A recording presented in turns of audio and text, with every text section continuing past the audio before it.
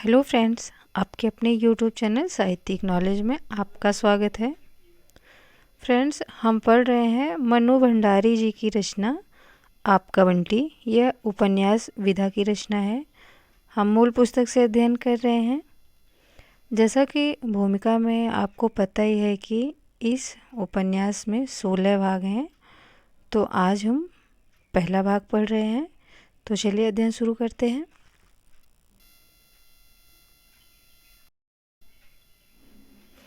अध्याय के आरंभ में ही बंटी की मनोदशा दर्शाई गई है।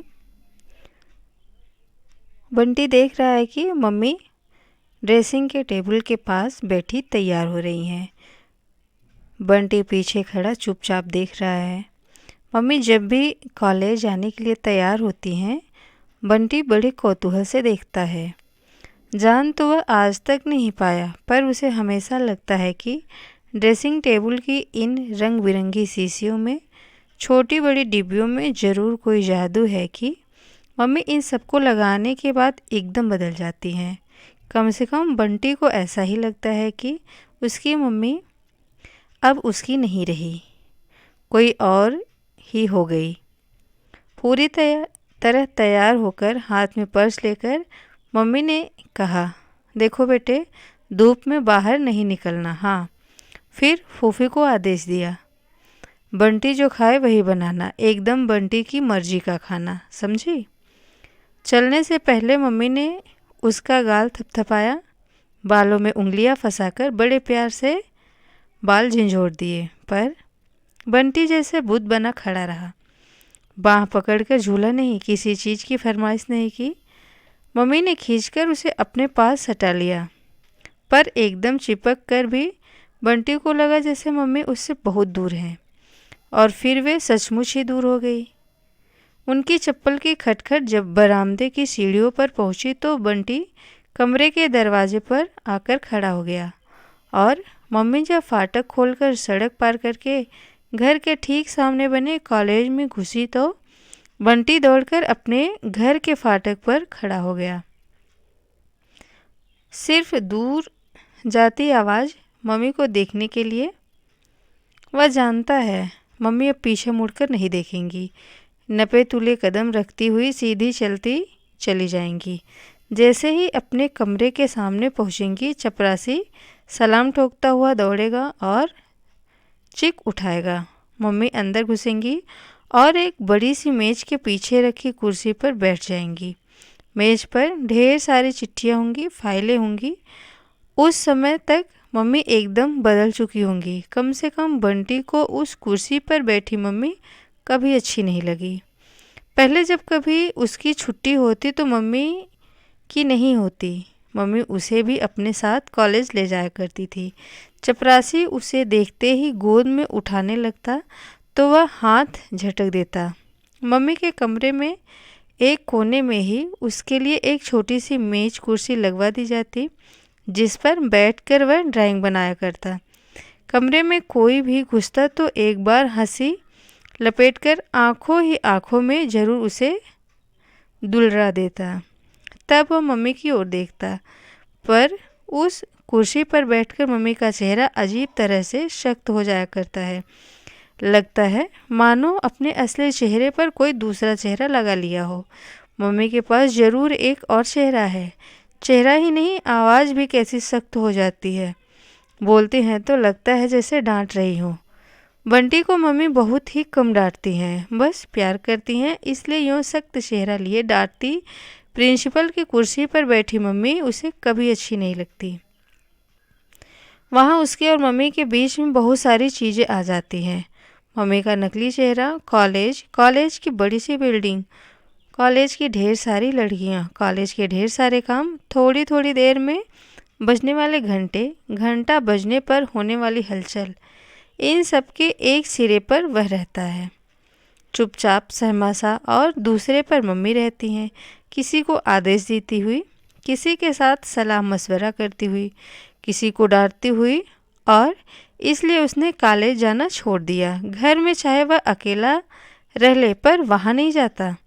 वहाँ किसके पास जाए, मम्मी तो वहाँ रहती नहीं। रहती हैं बस एक प्रिंसिपल, जिनके चारों ओर बहुत सारे काम, बहुत सारे लोग रहते हैं। नहीं रहता है तो केवल बंटी। थोड़ी देर तक बंटी गेट पर खड़े खड़े आने जाने वालों को यूं ही देखता रहा। फिर लोहे के फाटक पर झूलने लगा।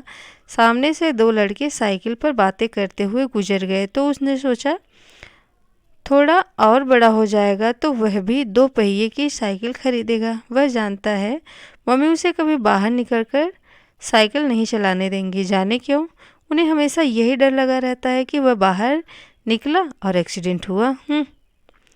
वह ज़रूर बाहर चलाएगा।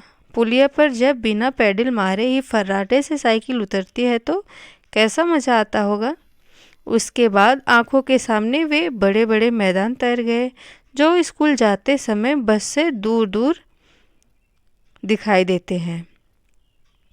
मैदान के दूसरे सिरे पर बनी हुई पहाड़ियाँ, जिनके पीछे से सूरज निकल डूब कर दिन और रात करता है।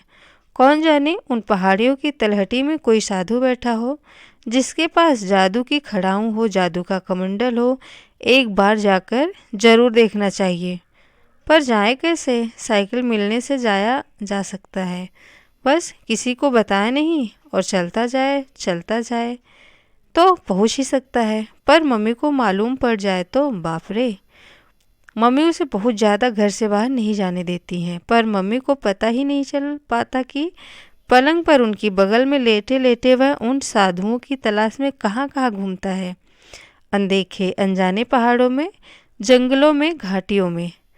अब छुट्टी के दिन समझ ही नहीं आता वह क्या करे। एक बार यूं ही बगीचे का चक्कर लगाया। मोंगरे खूब महके हुए हैं।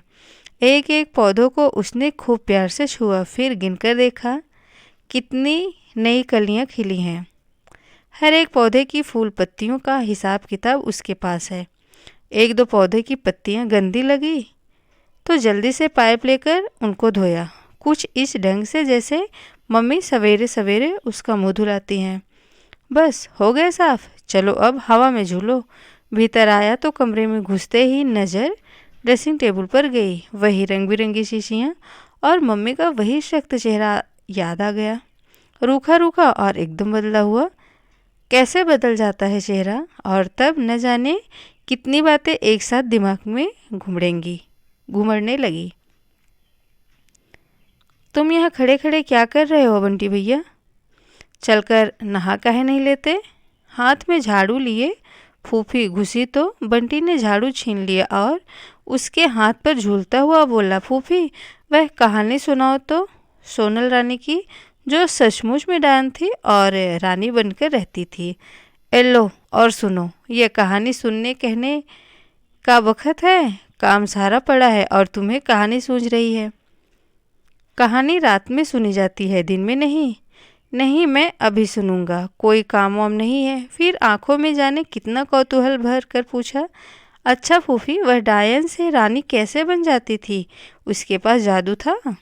और क्या, तो डायन थी, सारे जादू बस में कर रखे थे, बस जो चाहती बन जाती, मन होता वैसा भेष धर लेती। क्यों फूफी, आदमी भी चाहे तो ऐसा कर सकता है? कैसे कर लेगा आदमी? आदमी के बस में क्या जादू होता है? तुमने डायन देखी है फूफी? कैसी होती होगी? जब आदमी के वेश में होती होगी तब तो कोई पहचान भी नहीं सकता होगा। बंटी की आंखों में जाने कैसे कैसे चित्र तैरने लगे। अरे हमने नहीं देखी कोई डायन वायन, तुम चलकर नहा लो। नहीं, अभी नहीं नहाता। और बंटी पीछे के आंगन में आया तो झमझम करती सोनल रानी भी साथ आ गई। 7 मंजिले महल में रहने वाली 700 दास दासियों से घिरी सोनल रानी, ऐसा रूप कि न लोगों ने देखा न सुना। राजा तो जैसे प्राण देते, कोई भला देखता भी कैसे? वह रूप क्या कोई आदमी का था? वह तो डायन का जादू था। फिर धीरे धीरे कहानी की एक पूरी की पूरी दुनिया खुलती चली गई। भेड़ बनाकर रखे हुए राजकुमार, मैना बनाकर रखी हुई राजकुमारी, ऐसा कुछ होता ज़रूर है जिससे आदमी भेष बदल लेता है। बंटी फिर भीतर गया, चुपचाप ड्रेसिंग टेबल के पास जाकर शीशियों को उठा उठा कर देखने लगा। एक बार मन हुआ अपने मुंह पर भी लगा देखे। क्या उसका चेहरा भी मम्मी की तरह बदल जाएगा? यह क्या? फिर तुम ड्रेसिंग टेबल पर पहुंच गए। फूफी खड़ी हंस रही थी। बंटी एकदम सकपका गया। हम कहते हैं यही सीख रहे तुम्हारे तो यही शौक रहे तुम्हारे तो बड़े होकर तुम जरूर लड़की बन जाओगे। मारूंगा मैं। फिर वही गंदी बात कही तो? बंटी हाथ उठाकर अपनी झेप गुस्से में छिपाने लगा। फूफी भी अजब है। मम्मी कभी प्यार करते हुए उसे गोद में बिठा लेंगी या अपने साथ लिटाकर कहानी सुनाएंगी तो हमेशा उसे ऐसे ही चिढ़ाएंगी। तुम अभी तक माँ की गोद में चिपक कर बैठते हो? छी छी, तुम तो एकदम लड़की हो बंटी भैया। देख लो मम्मी यह फूफी। पर मम्मी है कि फूफी को कुछ नहीं कहती, बस हंसती रहती हैं, क्योंकि उस समय घर में जो भी रहती है मम्मी, वह भी एकदम मम्मी बनी हुई। कॉलेज में हो तो पता लगे इस फूफी को, ऐसी घुड़की मिले कि सारा चिढ़ाना भूल जाए। मेरा तो बेटा भी यही है और बेटी भी यही है। हंसती हुई मम्मी उसे अपने से और ज़्यादा सटा लेती हैं। उस समय फूफी के सामने माँ की बाहों से छूटकर भागने के लिए वह जरूर कसमसाता रहता है, पर यूँ उसे मम्मी की गोद में बैठना, उनके साथ सट कर सोना अच्छा लगता है। सोने से पहले मम्मी उसे रोज़ कहानी सुनाती हैं, राजा रानी की, परियों की, ऐसी ऐसी राजकुमारों की जो अपनी माँ को बहुत प्यार करते थे और अपनी माँ के लिए बड़े बड़े समुद्र तैर कर गए थे, ऊंचे ऊंचे पहाड़ पार कर गए थे। फिर मम्मी उसके गाल सहलाते हुए पूछती, अच्छा बता तू मेरे लिए इतना सब करेगा बड़ा होकर, या कि निकाल बाहर करेगा? हटाओ बुढ़िया को, बोर करती है। धत, मम्मी को कभी नहीं छोड़ूंगा। तब मम्मी निहाल होकर उसे बाहों में भर लेती और उसके गालों पर ढेर सारे किस्सू देती। फिर पता नहीं छत में क्या देखने लगती, बस फिर देखती ही रह जाती और उसे लगता जैसे उसके और मम्मी के बीच में फिर कहीं कोई आ गया है, पर कौन, यह वह न समझ पाता। मम्मी के चेहरे पर गहराती हुई उदासी की परतें उसे कहीं हल्के से बेचैन कर देती। उसका मन करता कि मम्मी को पक्की तरह समझा दे कि वह उन्हें कभी कभी नहीं छोड़ेगा, पर कैसे? और जब कुछ भी समझ में नहीं आता तो वह मम्मी के गले में हाथ डालकर लिपट जाता। तभी फूफी की बात याद आ जाती है। फूफी बकवास करती हैं। कहीं मम्मी को प्यार करने से या कि मम्मी के साथ सोने से कोई लड़का लड़की बन जाता होगा भला? तुम नहा लो बंटी भैया, कहो तो हम नहला दें। नहीं, अपने आप नहाऊंगा, बड़ी आई नहलाने वाली। तो जाओ अपने आप नहाओ, हम कपड़ा वपड़ा निकाल कर रख देते हैं।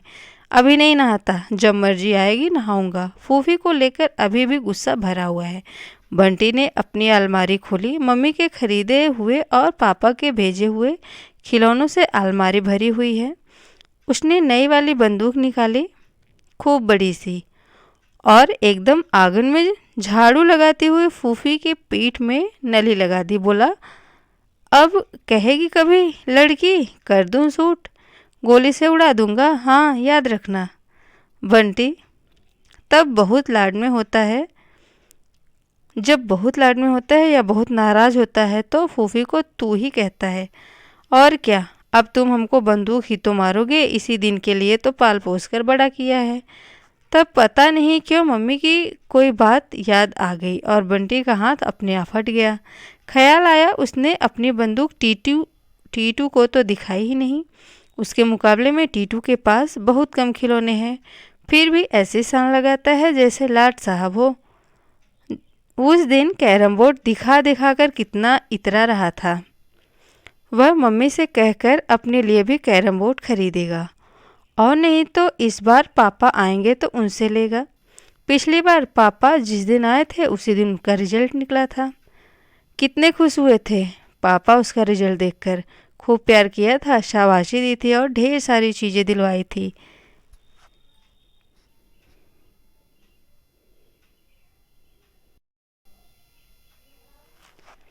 इस बार कब आएंगे पापा? ये किधर चले? उसके पिछले दरवाजे से बाहर जाते देख फूफी चिल्लाई, मैं टीटू के यहाँ जा रहा हूँ, अभी आ जाऊँगा। वही मत खेलने बैठ जाना, मम्मी गुस्सा होंगी नहीं तो। नहाया धोया कुछ नहीं है। बंटी दूर निकल आया। फूफी की तो आदत है कुछ न कुछ बकते रहने की। टीटू के घर के दरवाजे पर आकर 1 मिनट को झिझका, कहीं सबसे पहले टीटू की अम्मा ही न मिल जाए। कैसे बोलती हैं वे भी। एक दिन इसी तरह छुट्टी के दिन सवेरे सवेरे आ गया था तो बोली, आ गए बंटी, छुट्टी के दिन तो तुम्हारा सूरज भी इसी घर में उगता है और इसी घर में डूबता है, तो मन हुआ था कि उल्टे पैरों लौट जाए। मम्मी तो टीटू को कभी ऐसे नहीं कहती, चाहे वह सारे दिन रह ले। उसका बस चले तो वह कभी टीटू के घर नहीं जाए। वैसे भी उसे अपने ही घर में खेलना अच्छा लगता है। फूफी कहती हैं, घर में काहे नहीं अच्छा लगेगा। ऐसी लाट साहबी करने को और कहाँ मिलती है बच्चों को। टीटू से कितना कहा कि तू ही आ जाया कर छुट्टी के दिन, पर शाम के पहले वह कभी आता ही नहीं। घर में ही खेलता रहता है, बिंदा है, शन्नो है। कहने दो, कहती हैं तो बंदूक दिखाकर अभी लौट भी आऊँगा, मैं वहाँ रुकूंगा नहीं। और सूरज तो अब कभी का उग गया है। बरामदे में ही टीटू की अम्मा बैठी तरकारी काट रही हैं। क्षण भर को पाँव ठिठक गए, न भीतर को जाते बना न लौटते। कौन बंटी, जाओ आओ। अरे बड़ी जोरदार बंदूक ले रखी है। इतनी बड़ी किसने दिलवाई, पापा ने। आए थे क्या पापा। नहीं, किसी के साथ भिजवाई थी। एकाएक स्वर की खुशी जैसे बुझ गई। मन हुआ अम्मा के सीने में ही दाग दे बंदूक। जब देखो तब वही बात। बंटी भीतर दौड़ गया। टीटू सन्नो के पास बैठा बैठा कैरम खेल रहा था। बंटी चुपचाप उसकी पीठ पर बंदूक की नली लगाई और जोर से चिल्लाया, हैंड्स अप। टीटू एकदम डर गया तो बंटी खिलखिला पड़ा। कैसा डराया। अरे इतनी बड़ी बंदूक, देखूं जरा। टीटू इतनी बड़ी बंदूक देखकर एकाएक उत्साह में आ गया। चल बाहर चलकर निशाना लगाएंगे। आज वह भी आसानी से बंदूक नहीं देगा। उस दिन कैरम को लेकर कैसा इतरा रहा था। हटो हटो, तुम्हें खेलना नहीं आता। ए टीटू, पहले खेल पूरा करके जाओ। हार रहा है तो कैसा भागने लगा। जीतती हुई सन्नो ने कुर्ता पकड़कर उसे खींचा। ले खेल और खेल। टीटू ने दोनों हथेलियों से सारी गोटी को इधर उधर छितरा दिया और बंटी को लेकर बाहर भाग गया। हारू हारू खिसियाई सी सन्नो चीखती रही। मुग्ध भाव से बंदूक पर हाथ फेरते हुए टीटू ने कहा, दिखा तो यार जरा, खाली देखने से काम नहीं चलेगा।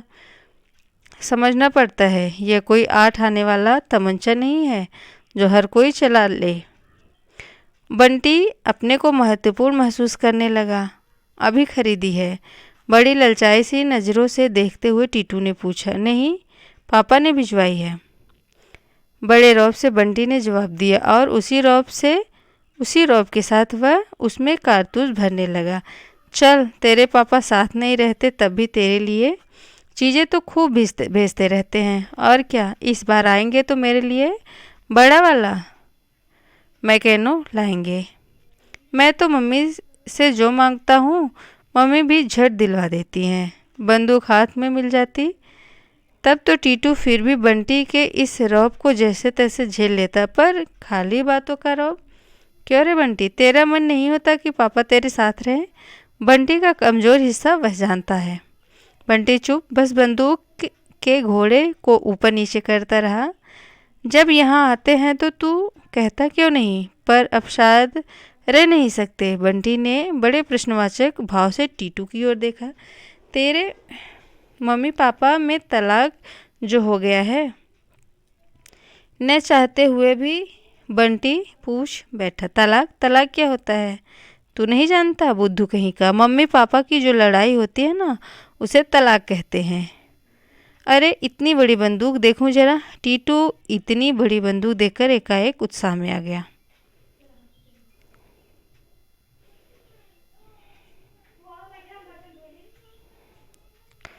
तुझे कैसे मालूम। मेरी अम्मा बता रही थी, पापा बता रहे थे। बंटी तब भीतर ही भीतर कहीं अपमानित हुआ या ठाएं ठाएं वह हवा में बंदूक दागने लगा और टीटू को अपनी बंदूक से पूरी तरह चकित करके बिना एक बार भी उसे चलाने का अवसर दिए वापस लौट आया। मन में जाने कैसा गुस्सा उफन रहा था। उसके मम्मी पापा की बात उसे नहीं मालूम है और टीटू को मालूम है। पापा साथ नहीं रहते तो क्या हुआ, वे तो शुरू से ही साथ नहीं रहते। वह तो हमेशा से ही मम्मी के पास रहता है।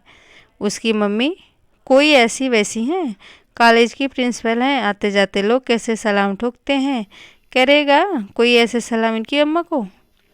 और पापा पास नहीं रहते तो क्या हुआ, उसे प्यार तो खूब करते हैं। टीटू के पापा तो जब देखो तब डांटते ही रहते हैं। उस दिन उसके सामने ही कैसा कान उमेठा था कि पे बोल गई। सारा चेहरा सुर्ख हो आया। अच्छा है, पापा के साथ रहो, डांट खाओ, पीटो और कान खिंचवाओ, पर मम्मी को तो ऐसा नहीं करना चाहिए ना। मम्मी उसे पापा की बात बताती क्यों नहीं?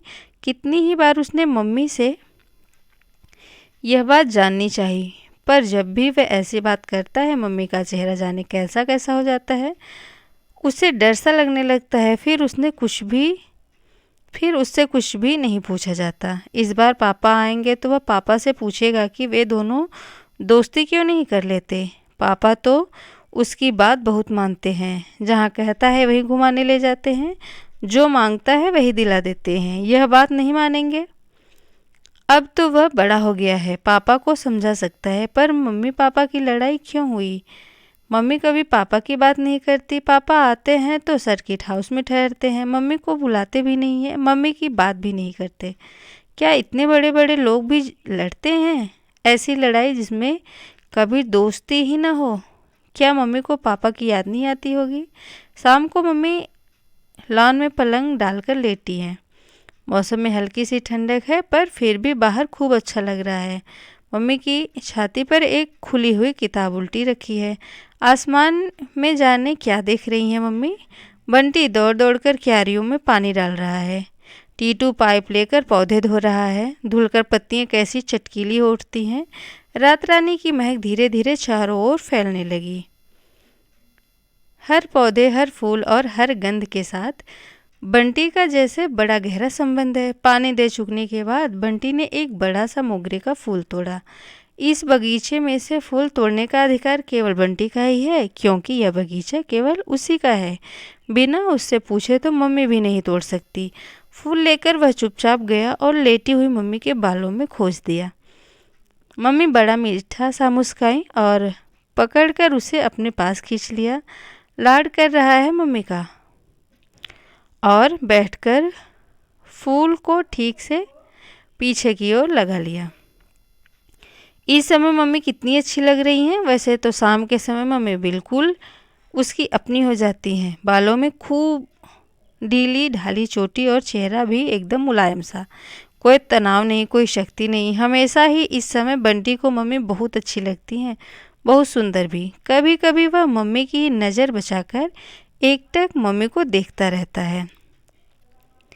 मम्मी की ठोड़ी का तिल उसे बहुत अच्छा लगता है। रात में पास लेटता है तो अक्सर उस पर धीरे धीरे उंगली फिराता रहता है। उसे आज भी याद है, पहली बार जब उसने ऐसा किया था तो मम्मी जैसे चौंक गई थी।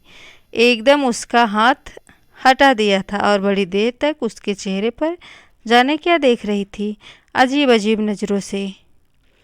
फिर एक गहरी सांस छोड़कर वे छत की ओर देखने लगी थी। उनका चेहरा न जाने क्यों बड़ा उदास और बेजान हो आया था।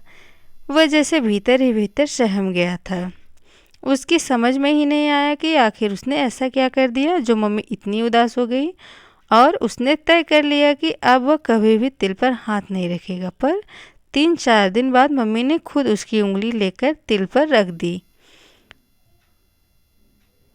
फिरा मुझे ऐसा लगता है और फिरा मुझे अच्छा लगता है। फिर हंसने लगी।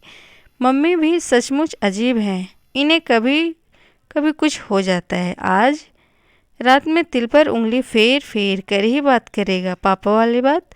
अब वह सब समझता है। हिस्ट्री में रामायण महाभारत की लड़ाई की बात समझ ली, मम्मी पापा की लड़ाई की बात नहीं समझ सकता। मम्मी बताए तो टीटू के अम्मा पापा उसे सब बता सकते हैं और मम्मी उसे नहीं बता सकती। सवेरे की कचोट जैसे फिर ताज़ी हो आई। टीटू को दिखाते हुए बंटी मम्मी के गले में से झूम गया। लो देख लो मम्मी कैसा दुलार करती है मेरा। तुम झूमो तो जरा अपनी अम्मा के गले में, न झटक कर अलग कर दें तो न रहे पापा उसके पास। उससे क्या, मम्मी अकेली जितना प्यार करती हैं उसे तुम्हारे अम्मा पापा कभी नहीं कर सकते।